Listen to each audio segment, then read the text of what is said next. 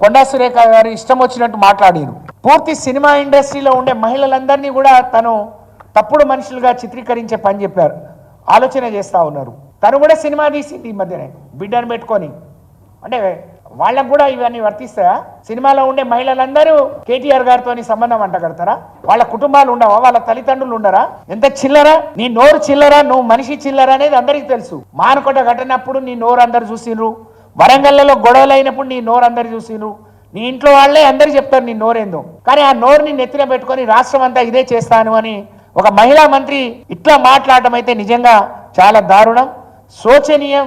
ఇది సిగ్గుతో మహిళలందరూ తలదించుకునే విషయంగా నేను భావిస్తా ఉన్నాను. ఇది అవమానకరం. కొండా సురేఖ గారు, మీరు ఎప్పుడు మాట్లాడినా ఇట్లనే నడిచిపోతుంది, నేను ఇట్లనే మాట్లాడి బట్టగాల్చి మీదేసి వెళ్ళిపోతా అనుకుంటే ఖబర్దార్ బిడ్డ, నోరు మూసుకో, లేకపోతే మేము నోరు మూయించాల్సి వస్తుంది. నీ మీద పరువు నష్టం దావా వేస్తాం, నిన్ను తప్పకుండా న్యాయస్థానానికి ఇడుస్తాం.